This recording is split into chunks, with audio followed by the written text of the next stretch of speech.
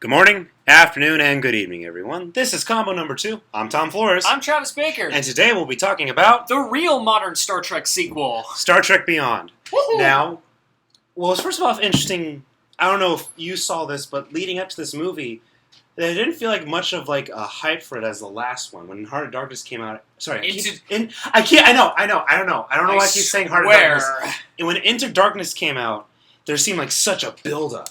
You know what I mean? This one, it didn't seem like it, because I was talking to a lot of people, like on this, just random conversations at work, and they're like, "Wait, that's out already? What?" There wasn't that much of a build-up for us. Just, you know what I mean? Like, we knew it was coming out, but like overall, it's like, oh yeah. The 2009 Star Trek was okay. I full disclosure, like I'm not the biggest Trek fan, but I identify as a Trek fan. You're a Trekkie. And and most of my circles of friends, I'm like that one big Star Trek fan in there. J.J. Abrams' Trek 2009 was a good way to start up the franchise again. Yes, there was a lot of action. Characters were kind of simplified, and the plot was straightforward, very fast-paced to follow, but I feel like Star Trek definitely needed that, because after Enterprise ended or got canceled in 2005, that was like a real low point for Trek. And It didn't help that the last movie before that, which was Star Trek Nemesis, not only bombed at the box office, but was utter shit. Okay. So I think that there was definitely a build-up for Into Darkness, because I think a lot of people liked the new direction. The new timeline. The new timeline. There was also some hype because Abrams was tapped to do Star Wars, and it was rumored that he was going to do Star Wars, and then boom, he's going to do the new Star Wars movie. So there was that going around. Benedict Cumberbatch was going to be the villain, and there was... Yeah, he was Khan. We all knew it was Khan. We all knew it was Khan. They tried to lie to us. They actually did try to lie to us and tell us it wasn't Khan, and then it was Khan. The problem with Into Darkness, it felt kind of empty coming out of it. It's directed really well. The script's kind of a mess, though. Okay. And the problem is, a lot of the arcs in Into Darkness, the character arcs, are exactly the same. It's just a copy and paste. Kirk has the exact same character arc that he had in the first movie. He's like, "Oh, I'm a young frat boy, but I gotta learn to be a professional, responsible captain." Sulu loves Uhura and needs to learn how to manage his... Spock, sorry. Sulu doesn't do jack shit other than just be a badass. He's a badass. He's just a badass, but yeah. Spock, the other S person. Spock loves Uhura, and Spock needs to learn to manage his emotions. Show his emotions better. Even though he's a Vulcan. Get in tap with his human half. To be a better boyfriend to Uhura.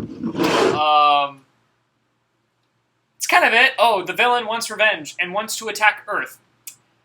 This movie says, fuck all that. We're going to deep space like Star Trek is supposed to. Yeah, uncharted space. The villain plot will actually make sense and not come off like a bunch of twists and turns for the sake of twists and turns, because the director wanted cool things to happen and we had to write a script around that, like a game of connect the dots. Okay. Which is kind of how the previous writers, Alex Kurtzman, Roberto Orci, write a lot of their movies.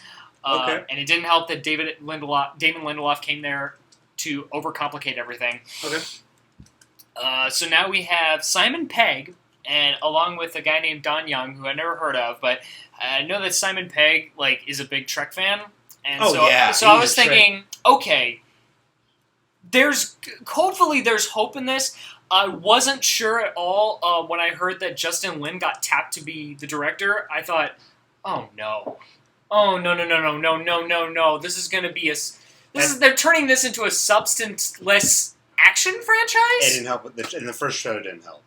No, the first trailer ruined my hopes. I had such low expectations. But, I was going to see this movie anyway. Oh, yes. It's Star Trek. It's not like Star Trek's never had a bad movie before. Into Darkness wasn't that great, but Star Trek's had way worse movies, like Nemesis. Yeah. Nemesis, Final Frontier, Insurrection is forgettable. Yeah. Okay. Motion picture is boring as shit. But this yeah. one... Yeah. And And Justin Lin pulled it off. Yeah, you know what? He delivered a competent movie. To me, it was like, honestly, like... That felt like there was actual Trek in there. I agree with you on the Trek part, because watching it, like, okay, the opening, and I know I said this a lot with you, Travis, the opening was very, very silly. Like, it was ridiculously silly. The first scene was bad. But after that, I got into it more because, honestly, I liked it because I didn't watch... The only Star Trek I watched on TV was Next Generation. Love Next Gen. Next Gen's great. The way it was filmed and the bits I saw of the original Star Trek, it felt like I was watching a 2 hour plus long TV episode. The way it was of the original Trek. Yeah, the way it was filmed, the way they were talking to each other. I'm like, I'm watching an episode, and I'm like, that's cool because Star Trek started off as a TV show, and that's what a Star Trek movie should be like. It should feel like you're watching like a standalone, like a big budget standalone episode. But here's the thing though. It obviously it's a standalone, but the way it felt like, because the way when Kirk goes on a narration about, we've been out here for 3 years. His captain's log.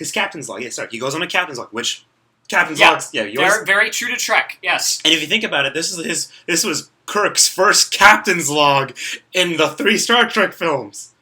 I don't remember him having one in. Spock's the only one who had one. Oh, that's bullshit.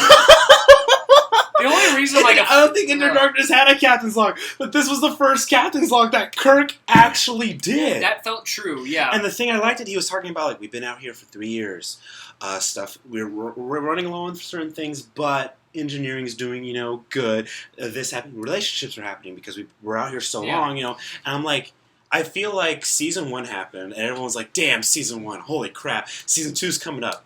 And it's like, time has passed, but they're picking up, and the season 2 is basically saying, hey, you kind of missed some things in a sense, because time has passed. We're going to do you a captain's log to wrap it up. I'm like, that was cool. That captain's log was really good. Yeah. And the thing that made it really phenomenal was showing stuff happening through the log. Mm-hmm. And it was funny now that Chekhov's a horny little shit. He's a horny He's a horny dude.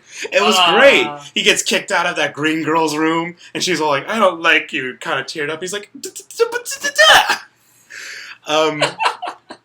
you're right, though. This definitely had Trek, and it's like not only in its bones, but in its soul and heart and It felt like a real Star Trek story. Yeah.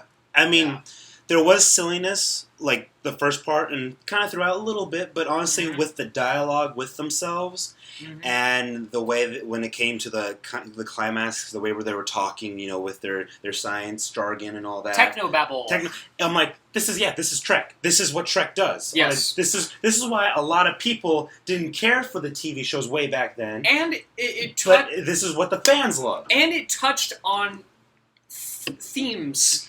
Oh, yeah. It touched on, actual themes. It touched on the fact that the Federation is this perfect, peaceful society, that Starfleet is not a military unit. They're run with a military-like chain of command, but they're not a military unit prepared for war. No. They can fight, but they're not warships. Yes, they are, peacekeepers. Yeah. And that opening scene, as silly as it is, and...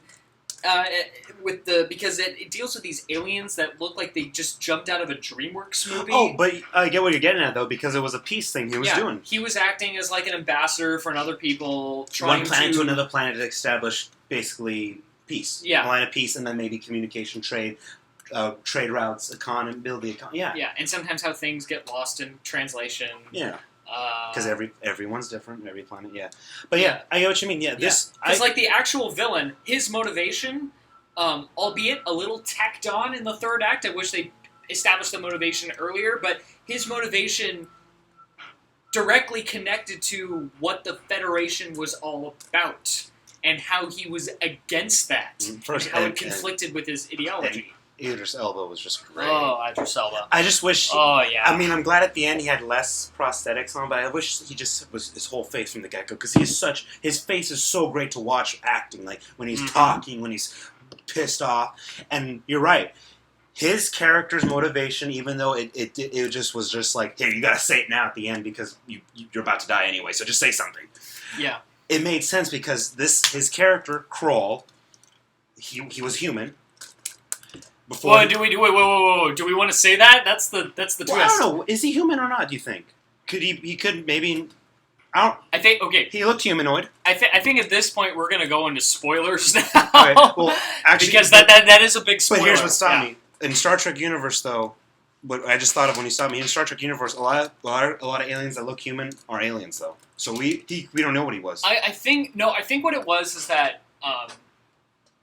this is one thing where you had to read into the dialogue because this is an action-driven movie, but albeit with a little more substance. Thank you, Simon Pegg.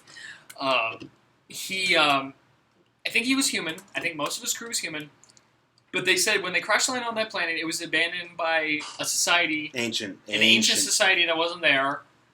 If you want my fan theory, I think it's the Iconians, just because that's the only ancient Star Trek civilization that gets referenced. But they never go into too much. Hey, you never know. It honestly could be that. Could be a setup for another movie. I think there's a possibility. There is a 4. There is a 4. So or a novel someone wants to write. Yeah.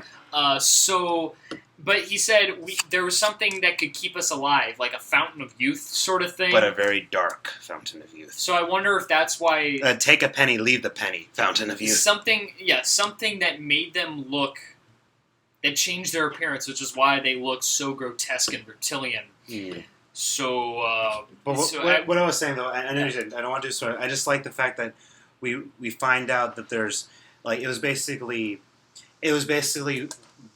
what drove him, what his motivation was, is the way. Yes, Starfleet was when it started was a good idea. It was peace, but it took away from certain people who were like, "Whoa, you just changed my whole lifestyle." I'm not this was me though. Now I'm cool. I was a military man. Yeah, I'm a soldier of combat. I bred with Romulans, and now I have no. I mean, sure, I'm a captain. I have my own ship, but damn it, I was trained. And I breathe and live war. He fought on a lot of planets. Mm-hmm. He's killed a lot of people. And you're right. Now he has to break bread with people he was, choking with his bare hands. Yeah. And who killed his brothers in arms. Yeah. So that was cool. Even though it was tacked on at the end, like you said, that was a great motivation. Yeah. I like that kind of stuff. Because it's because he's like, hey, whoa. What the... We were just... But... Just because, hello, peace? What the yeah. Because, and he wanted to, essentially prove the Federation as an idea is a big mistake. They were wrong. He wants to prove that this, the Federation being all about peace and making peace with other aliens, it's wrong. And I'm going to take it down. Mm-hmm. So, one thing I really liked about this movie is that it did not acknowledge the events of Into Darkness at all. But where was Carol Marcus? Come on, she was a crew. Who gives a fuck? I kind of care. I'm sorry. Why? Why? Because you saw her in her underwear? No. Because she was. Right. No, she was a part of the crew at the end. We know how big of a character she is in the Star Trek universe. But she became a part of the crew. Now she's not. They could have just said something. I just wanted one line. Of why? See, I'm glad they didn't have one line because that would acknowledge that movie happened, and because you could skip Into Darkness. Into Darkness is kind of a lacking experience. Kind of like you can. I like that movie. Like some Star Trek movies are worth skipping. Like you don't have to watch motion picture to watch Wrath of Khan. You could just jump straight to Wrath of Khan, watch Search for Spock, watch Voyage Home, skip Final Frontier, go straight to Undiscovered Country. And you're done. And then you can make up your mind which next-gen movies you want to watch. Just not Nemesis or Insurrection. Well, definitely First Contact, maybe Generations if you feel like it, but I guess you have to watch Generations in order to understand what happened to the TV show Enterprise. Fine. You can skip Into Darkness and jump straight to Beyond from the original. I like continuity. And it would work. I just like continuity. It's been 3 years since that movie anyway. Hey, say something! She could have died! I don't care! Just say something for me. Well, I don't care either. I don't care about her at all. She was hot. That's it. I think hot's going a little far. Because she's a good looking woman. She's a very good looking woman. But who cares? Wrath of Khan, it made sense to have Carol Marcus in there because she was to have that kind of character because she represented the consequences of Kirk being a hotshot and fucking a lot of women because she had a son. He has nothing with any woman in this movie. Did you notice that? No, I like that. I like that. That's shown that he's grown, he's matured. This is a more mature Captain Kirk than we've last seen. He finally kept it in his pants. Yes, he finally kept it. Yes. One thing I know you agree with me. I did like the design and the setup of what was that? What was that? Basically, that spaceport called Fort. Was it Fort? The Yorktown. Yorktown was cool. That was cool because the way not only was it was basically a sphere. A sphere. It kind of reminded me a little of the structure of Elysium, the Elysium satellite, just a little bit. Okay. Like, because the whiteness and the way it was like in a circle. But what I liked was that it was multiple rings in the sphere. Yes. And what I liked about it too was the way to dock in was to go through the streets, basically. Like the underground where the subway would be. Yes. Is the docking, and then the thing is, the ship doesn't have to turn around to dock out. It just goes straight through. It can go straight through the planet. Mm-hmm. Well, not a planet, but through the spaceport. Yorktown, you can just go straight through. Mm-hmm. I'm like, okay, that's cool. That's efficient because it's a spaceport, and I liked how the little stuff it showed. Like, this is a brand new city. Even though we're on the edge of space for the Federation, we can build new lives here because You always know when something's a new and progressive place when the teacher has her kids outside in the middle of the street talking to people like, look around. I'm just saying, when a teacher has a class outside, sitting on the ground going, hey, look around. And they're not college kids, they're elementary school kids. Little kids. That's a progressive place.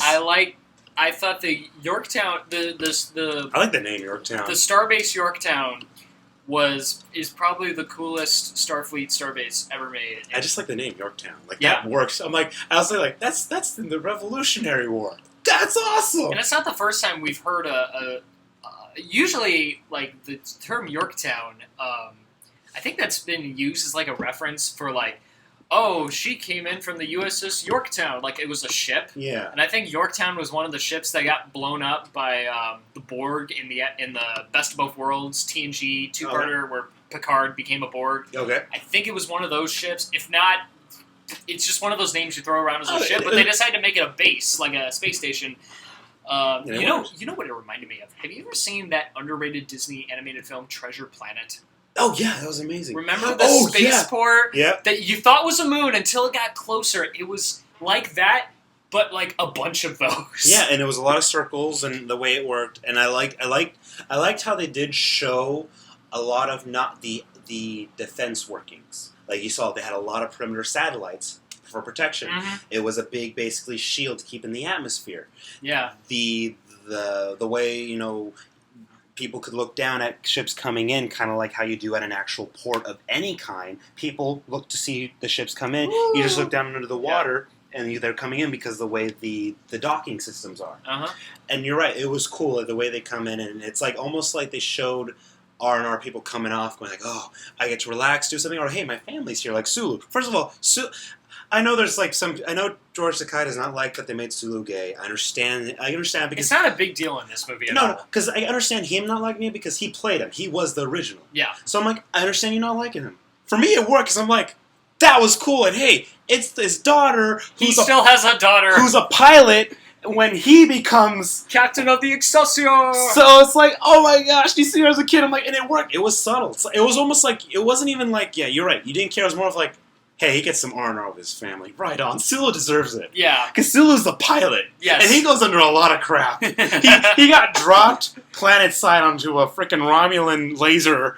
He became captain a couple of times. He was captain for a little bit, basically. He had the con. He fought and all that. He's like, dude, the bridge, Mr. Sulu. He deserves R&R because he's like, almost like the hardest working guy there. He gets the most stressful shit. He's been through so much shit, yeah. He almost got killed in a volcano. Just because of who was like, we need to wait for my boyfriend. It's like, no, we're leaving. He's the most by the book badass. Yes. He's just bad, and especially so great. Especially remember in Into Darkness. I know you didn't like it, but when the Enterprise is dropping and Spock's like, I ordered you to abandon ship. I said abandon ship. With all due respect, sir, we ain't going nowhere. Sulu is the new badass in Star Trek. Yeah. And he deserves R&R with his family. Speaking of the ship going down, that was probably hard. That is probably the most tragic in this and beyond, destruction of the Enterprise we've ever seen, and we've seen it like we've seen it twice now because we saw the Enterprise get blowed up in Search for Spock. We've seen it take damage. We've seen it get blown up. Yeah. Yeah. Into Darkness, it got wrecked. Basically, it just got wrecked. It got wrecked. It didn't get blowed up. Generations. We saw the saucer section separate and crash, creating like a large trench in whatever the world that was. Yeah. But this one got mutilated. It was the equivalent of a ship getting mutilated. Yeah, because it's like a swarm of bees. They're called bees, yeah. And they call them bees too. And the way the little ships are, because they're basically like 2 people at most can fit in them, but they're basically like their outer exterior is so tough it can just rip through a ship and be fine, and it can act as a basically a boarding party pod. Mm-hmm. But you're right, it just mutilated the Enterprise. It was tragic, and I was wondering, like, why are they taking so long to say all hands abandon ship? You're done. You just lost your nacelles. You're not getting, because it's warp nacelles. Or as layman people call it, the big engines in the back. Well, its warp nacelles get clipped. The Enterprise's wings get clipped. Oh. But even before that, it goes for the heart.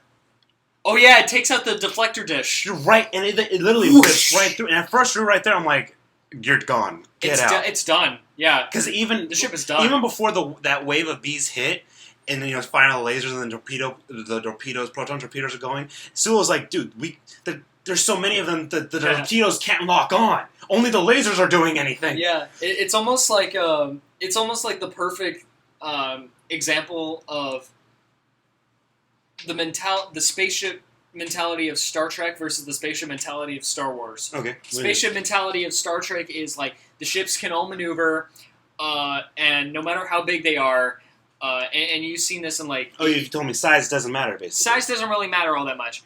In Star Wars, size does matter. If you're a big ship, you move slow. But you can take a ton of damage. You can take a ton of damage, but you got these little fighters coming at you, and you're in danger from these little fighters. Yeah. And that was like this on steroids. Oh, yeah, because of the big ship. Because it's like, all these little fighters are coming at it, crashing into it, ripping through it, boarding it. Ripping through it, they're not even firing, they're just ripping through. No, like a bunch of suicide kamikaze runs. That aren't suicidal, though. And the Enterprise, like, it can shoot at other ships, but there's so many of them, it can't find a right target to make any significant impact at all.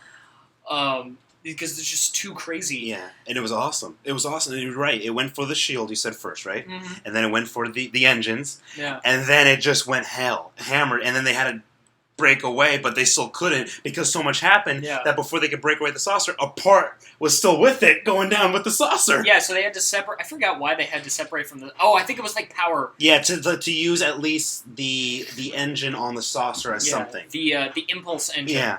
But even then, it was just like, and I like how Kirk was the last one to get on his pod, last one to leave. That's how it should be. That was good. I mean, Captain always I goes also last. at first, even though we saw the trailers, at first I'm like, is he gonna go down with the ship? I literally thought for a second he was gonna go down. I think it was like he was waiting, make sure everyone was gone, making sure all the engines were going the way it was supposed to, and he's like, all right, I can go now. Because that was good. I liked that one part, like after, like when basically more than half the crew, like 95% of the crew who was alive, got off on their pods, and it was him, Chekhov, and Sulu, the 3 yellow shirts on the bridge by themselves. That was such a cool shot because they were both all 3 are standing there. Because one's the pilot. What's Chekhov's again? What's his function in the ship again? What does he do again? Like he's basically like... I think he's like a co-pilot. But basically, it was the 3 yellow shirts. Basically, the captain and the 2 guys couldn't take the con. Mm. And they're just standing there. The 3 people in command. They just stood there like... And I was like, oh my gosh, that's so awesome. Like that shot was really cool. Even though overall this movie, I'm like, it was kind of silly fun. Like to me personally, it was entertaining, but it was just fun. Nothing like that. That shot, the 3 yellow shirts just like standing there. And he's like... And then Kirk's like, get your pods. And I'm like, oh, that whole sequence. Even though this is like I said, a more mature Kirk this time. Yeah, it was great. And he's still a hotshot action hero, but he is more mature. Mm-hmm. He's more like you watch this movie more and you're of like a brooding, contemplating one though too, because that conversation he has with Bones, he's trying to figure himself out. And he's at that point. You watch this movie and you're like, now I know why this Kirk is in command. Mm-hmm. Now I know why he's captain. They kind of just rush into the captain's chair in the first movie, admittedly, but now we know why he's captain. But it's the way Pike did it. Like, Pike, unfortunately, he's gone. He was smart because he made him Kirk first officer because he was already thinking steps ahead. Yeah. So that's why, even though it felt rushed, Pike made it that way. Yeah. So now we know why Kirk's in command. Because he's just mature and he can do it. Yeah. When after they crash land, what was great is that they did separate the main crew into pockets. Like, Scotty was by himself, Chekhov and Kirk together, Sulu and Uhura, and they're then all having Spock their and little Bones. adventures, And Spock and Bones. And it was funny. It was fun to put Spock and Bones together because they don't they don't like each other that much. That was perfect. And it was great. It was funny. It was great. I don't think Spock cares. It's McCoy that just doesn't get along with Spock. True, but Spock recognizes it though. Yes. If that felt earned, not forced, I was like, oh, it was great. And it made sense for Sulu to be with Uhura because Uhura was the one who was left behind and basically left with Kroll and the prisoner and was put with most of the Enterprise crew. But Sulu, since he's a yellow shirt, he was the one in charge of the prisoners. Like, he was basically like the prison leader, the prisoners' leader. Yes. So that was cool. And the thing is, it's almost like he became first officer of that moment and Uhura was captain. Yeah. So, and it was great, and it was great. And then Chekhov is basically, since he's a kid, he's Kirk's sidekick. Yeah, because in most in the whole scheme of things, because since we're using the terms captain, first officer, and all that, it's basically like the way back then with pirates and stuff. I'm not saying they're pirates, but that setup, it's like the kid is with the older guy, and that's the training, that mentoring. Yeah, and it was fun. And Scotty this is more Scotty's movie. I feel like Scotty had a lot of screen time in this film. Oh, a ton. Granted, that might just be because Simon Pegg wrote it. Because he wrote the script. He's like, but it didn't I'm going to give myself more screen time. It didn't feel like unearned. It felt right. I like J-Lo. J-Lo, yeah. The new character. Yeah. And part of me was kind of worried. It's like, is she going to be some forced-in love interest for somebody? Like, or is she in... Nope. It's not somebody for Kirk to kiss. It's not somebody for Scotty to kiss. No, she's just... It was Scotty's tomboy friend. Because she's a tomboy. And it's like Scotty's like trying to be masculine, but it's like those things when they're little kids and you got a very tough tomboy and like a guy who's like, boy's like, he's tough, but he's like, he's a little scared. And they're friends. They become friends. Because he's smart, she can kick ass. Yeah. And she does use him to get her home fix, which was cool because when they said the USS Franklin, I'm like, that name sounds familiar. That name sounds very familiar, the Franklin. I don't know why, but the Franklin, I feel like I've heard that before in Star Trek stuff, in Star Trek TV shows. Or it could have just been a name they pulled out the woodwork, like Yorktown. It felt awesome, though. The Franklin felt amazing. Let's talk about the Franklin for a second, because I was thinking... I remember when I saw trailers for this movie, and I saw scenes of what turned out to be the Franklin flying around. I'm thinking, that's a different ship. That's not the Enterprise. That's something else. And I thought it was... I don't know if you ever saw the TV show, Star Trek Enterprise, the prequel TV show. I didn't see it, but you thought it was that? It looked very similar to that. It had that flat design where it's just saucer, engines. But there's not like anything singular under it. It's kind of like the Kelvin. It's not like that. It's just like wings. It's not the exact same design when I took a closer look at it with this movie, but I was wondering, like, did they watch Enterprise and they decided to modify the design and use that for the Franklin as to be an older ship from the previous century? Mm-hmm. I love the history they gave about the Franklin. Yeah. Because it was basically the first of the Starfleet ships. It was, the first ship to go to Warp 4. Which I thought was interesting. Warp Factor 4, which I thought was interesting because in Star Trek Enterprise, that Enterprise, which also had an NX number, not which usually means experimental in Starfleet. I always thought, or that ship was like the first ship to go to Warp Factor 6. Uh-huh. So I was like, this might have preceded the Franklin, or preceded that Enterprise, assuming they're going to assume Enterprise canon's a factor. So that was cool. Two things I didn't like. Okay. Those are the two biggest things. About the Franklin or the movie? The movie. Okay. The movie. I didn't like the way fight scenes were shot. They were done shaky cam. Again. The hand-to-hand or the firefights? The hand-to-hand. Okay. Because if you got people in heavy makeup as aliens or colorful outfits and they're fighting each other, don't take your cinematography inspiration from fucking Paul Greengrass in the Bourne movies. It doesn't work. It doesn't work. It's not fun.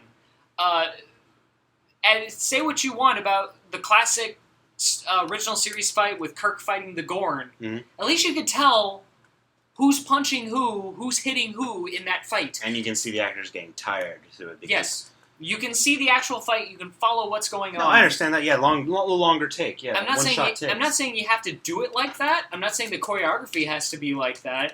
Of course, that would be like retro great if they did. But I'm not saying you have to do that. But it would have been nice if we could at least follow the fight, because when those fights happened, I had to tune myself out because my eyes were getting very strained, and I was just waiting for the fight to be over because I couldn't follow what the hell was going on. Okay.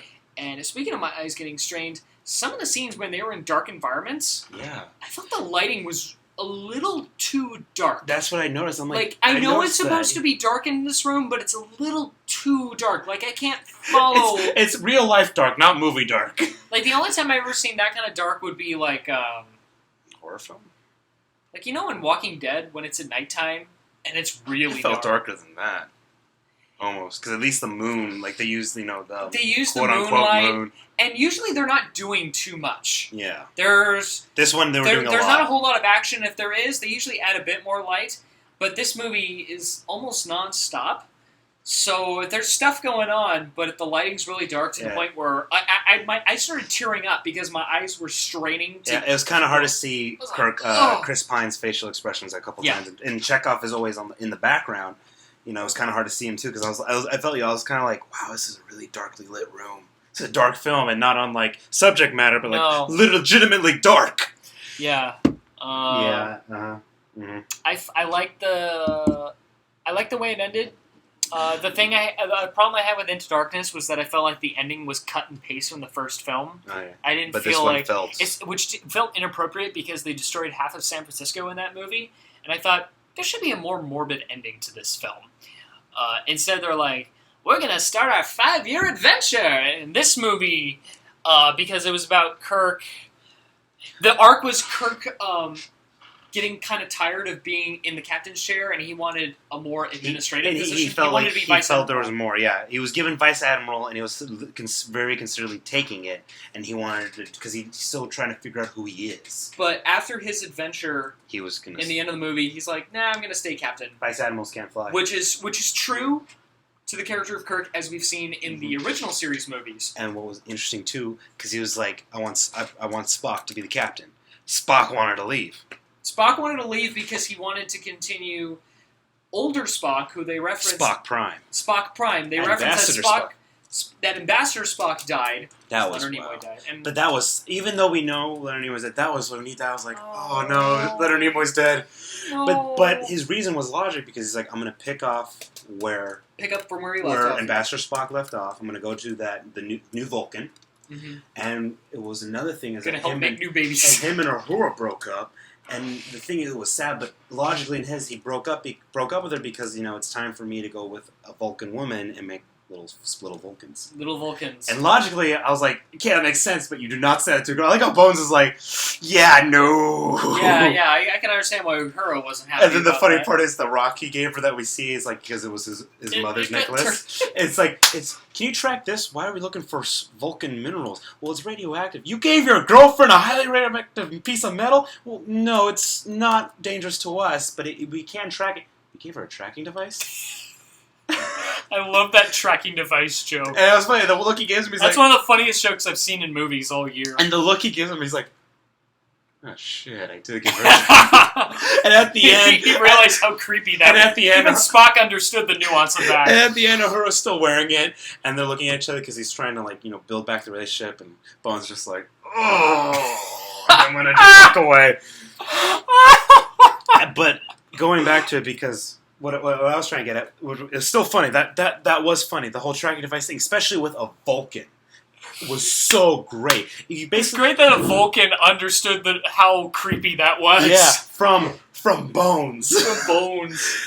What I liked, though, was that Kirk wanted Spock to be captain, but overall in the whole movie, still again, it's like Sulu should be captain.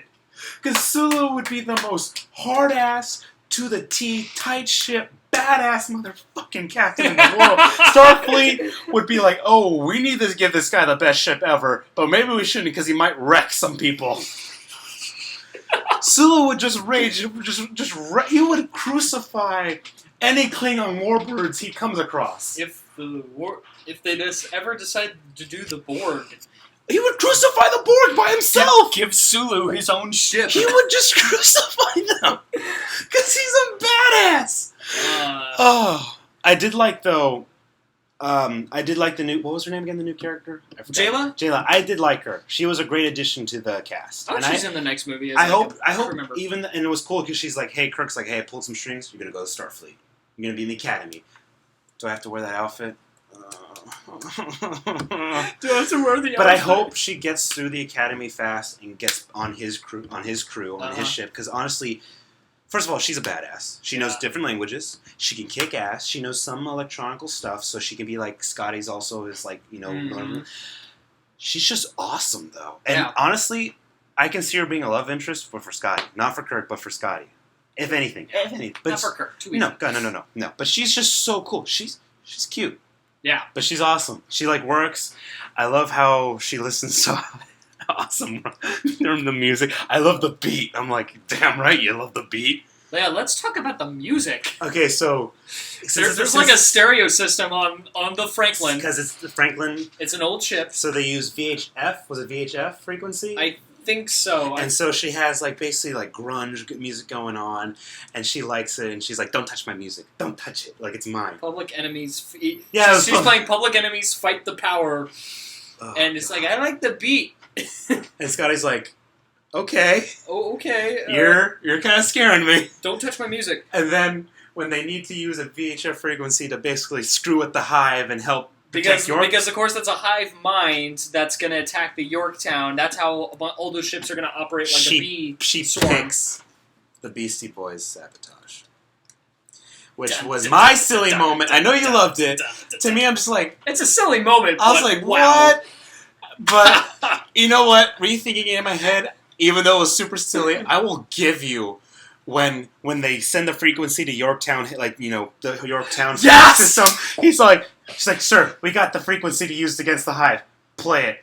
I was like, and that's all those bees like hitting the firewall. It's a firewall, literally a wall of fire. I was like this. Honestly, at that point, I'm like this.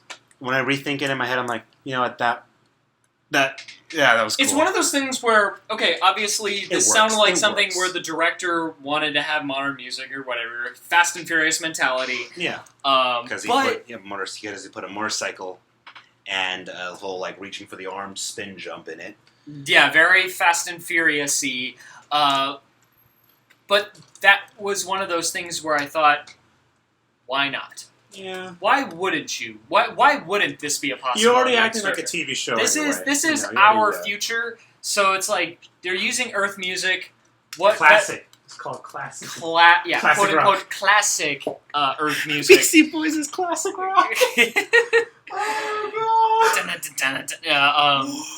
And I did the one part I did like that they used Sabotage because Kirk's like. All right, because it's like, oh, that was the first one. That was the music you listened to in the first movie. When he movie. basically took his stepfather's car for a joyride. Mm-hmm. So, yeah.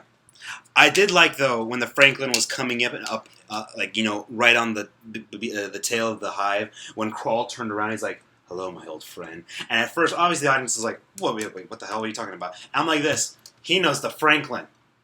We're going to find out more. Yeah. I was getting scared because I was thinking at that moment, we don't know his motivation. We don't know Kroll's motivation. We're this far in the movie and we don't know this information. I thought a scene got cut out. Yeah. But then like after the Franklin crash lands, they go inside the ship, they look through video footage, then you find out what it is, you find out the background information necessary for the final battle to have any meaning. Yeah. Then it happens, then I was like, okay, I don't hate this movie anymore. I was getting to a point where I was about to hate this movie because the villain had no motivation that they established. That's the thing. It did take a long time for that. And I felt like it should have been placed earlier, like before the swarm left. Yeah. Because There was some stuff about Kroll that were cool, like the way he used his Fountain of Youth. It basically, you had to take lives to help yourself. That was freaky to watch. I was like, holy crap! Because honestly, okay, overall, for me, it was fun.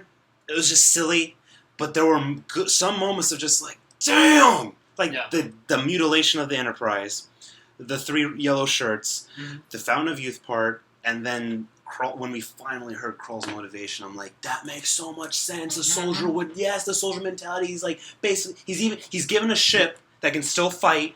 He's given a crew. He's a captain, but you're for peace. Yeah. And he's like, I'm a soldier. You know how many people and planets, like how many people I've killed and how many planets I've conquered and liberated? Yeah. Just me with my men, and you're forcing me into this?